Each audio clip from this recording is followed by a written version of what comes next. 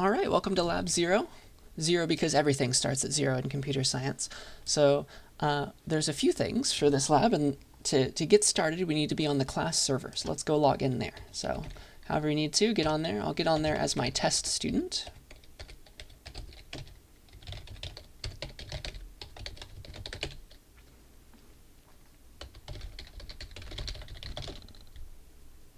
And then once you're there, you'll be in your home folder, and you might have some stuff from last time. What we need to do first is get to where we want to work on our lab. All right. So maybe you want to work on your lab in your home folder. If so, just stay there. Maybe you want to make a folder for labs, and you'll work inside of there. So if you want to do that, that's make dir to make a new folder. Call it labs or something. So now that exists, and I can cd inside of that and go work there. So now I'm inside that blank new folder called labs. So get wherever you want to be, and then you'll run this command. It's called gimme. I made it for the class. So that will give you the starter code for this lab. So it's gimme space the name of the lab @ name of the class. So gimme lab 00 at CSCI 40. And bam, it makes a brand new folder then with all the starter code for that lab. So cd lab 00. So now I'm inside of there. And here are the 3 files that we'll be working on for our lab today. So let's get started.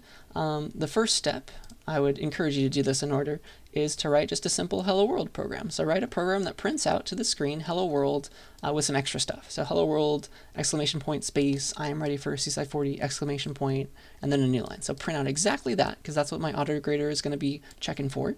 But that's what you got to do. So that's in the hello.cpp file where you need to edit that. And so these are just blank files for this lab, but in the future I'll give you files with a lot more in there pre-made. But I want you to do everything by yourself for this lab. So we need to get inside of hello.cpp to edit it, and we'll need to use an editor for that. So definitely do the Vim tutor if you haven't already, so that you can use Vim. But if you haven't yet, we got to use nano. So that's nano hello.cpp to edit the file then, if we want to do it with nano. And then it's just blank right now.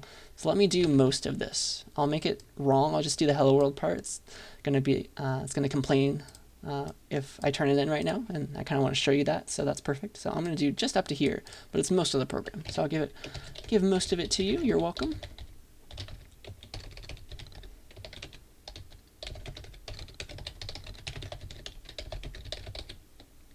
And then got some curly braces, can't forget the return 0, and then before that, that's when we print hello world. So this is currently wrong because it was supposed to be more than just hello world, but it's most of it, right? You can see how to make it better, make it correct fully. So to save and quit, it's Control X. Control X, yes, I want to save, keep it as hello.cpp. And so now it's been changed with the updated version of the file, and we can compile it now. So with G++, let's compile it. And we don't want it to be called a.out anymore, that's bad style, so let's call it just hello. That's the standard thing to do. So -o hello. And so now it's been compiled. I can try it out, I can run it. /hello, and bam, it works. So it's most of the way there. So I believe that you could do the rest there, right? So that's the first part of this lab. And then the other 2 parts are the other 2 files. So I think it's cat next.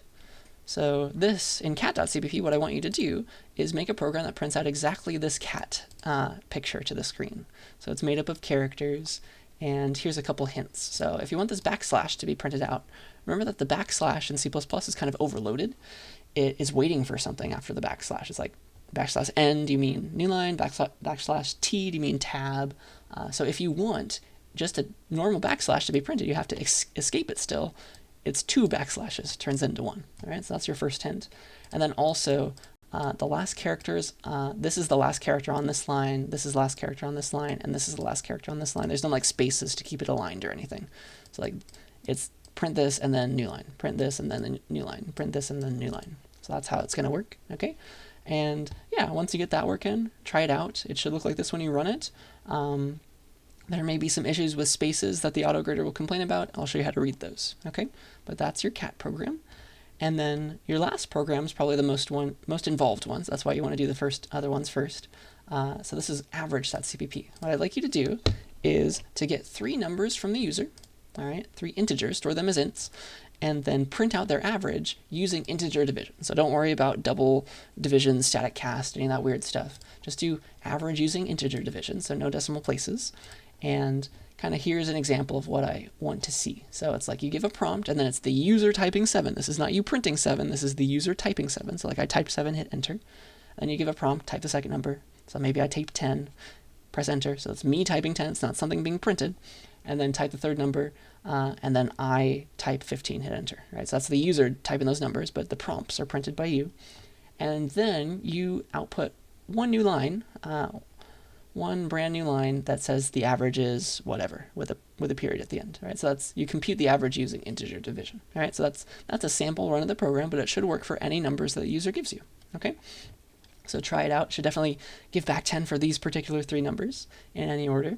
But that's what you need to do. Right? So you're outputting the prompt. So type the first number, colon space, and then the user is typing the 7, hitting enter, because it's supposed to be different numbers every time. Like it could have typed 8 there. Okay. So I hope that makes sense. Please yell at me if you have any questions about that. But yeah, compile it and run it as usual. And it's a different program every time, essentially, right? Because you can type different numbers. So that's cool and interactive. All right. So that's your last part of this lab 0. And then once you're ready to turn in your code to the autograder, here's what you do. So you can submit as much as you want until the due date. So keep track of the due date on Canvas. But you can resubmit as much as you want before the due date. You'll just keep on doing this, all right? Just until you get it right.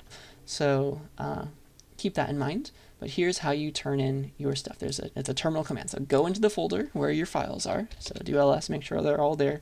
So like get to where you need to go if you're logging back in. And it's the turn in command. You say turn in, name of the lab, and then all the files you want to turn in. Okay? So let me do that for you. So it's turn in, name of the lab, @ name of the class, and then you space separate all the files you want to turn in. So like hello.cpp, average.cpp, cat.cpp, in any order. So like I guess it's cat second, right? Average CPP, but it could have been in any order, it doesn't matter. And then you hit enter, all right? So that's going to be turning in your lab, and then the autograder will eventually run it, all right? So if you'd like to just let it happen, you can press Control-C right now to get back to the terminal, but you might as well start waiting and just like let it finish, because it's showing you the progress. It's like, all right, it's waiting for the autograder, and now, okay, it went and it started the grading, it finished the grading, and upload the grade to the class website, and it's like, all right, auto grading is complete. Press Control-C to close the submission program, and so this is Control-C even if you're on a Mac. That gets you back to your terminal, and then you can check your grade. All right, so I highly encourage you to check it on the class website rather than on the terminal, but you could check it on the terminal if you wanted to. So let me show you the way I want you to do it first. So here is the class website. If you go to autograder grades after you log in, you should see all of your grades there. All right, so it's going to copy it here, and it's going to be nice and pretty. All right, this is the prettiest place to look at your grades, and it's nice and color-coded. So I would encourage you to look at your grade on the class website rather than the terminal, so you can see the issues. So for example, you see that I got 0 out of 9 because I did everything wrong. So the Hello World program, like this is my output, and then this is what it was supposed to be. The minus and the plus is not part of the output. It's just saying, like, if you were to subtract this line and add this one, it would have been correct. But do you see how it's highlighting what I missed? I'm missing the space. I am ready for CSCI 40. So that's very nice and color-coded. Now you know how to do it right. Okay, and then cat and average were just blank programs. There was no main function, so it's complaining. Didn't even compile. So that's those, and that's why I got 0 out of 9. But now, all right, I see my grade. I understand what needs to change, and so then I can like rerun, like redo all this, re-nano into hello.cpp, fix it, resave it, resubmit it, all that fun stuff. All right, so I think that is most of what I wanted to say. If you're ever in a pinch, you can check your grade with the view grades command. Let me show you how to do that. But I highly encourage you to use the class website if you can. But like this is a quick way to check your grade. You say view grades, hit enter. It's just a command by itself. And the way I made this is it's just like it's a number for which grade you want to look at right now. So there should just be, I think it's 0 is always the latest one. So it'll show you all your grades here if you want to look at any of them.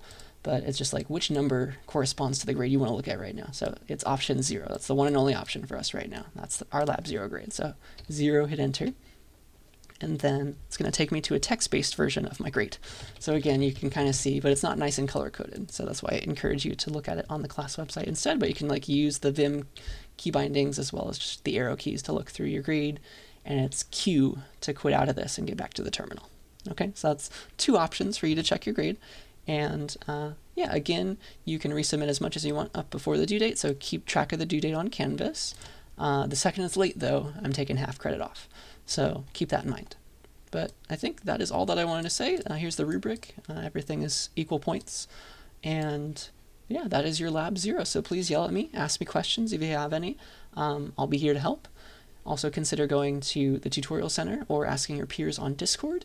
But yeah, I think that's everything that I wanted to say about Lab 0. And yeah, good luck.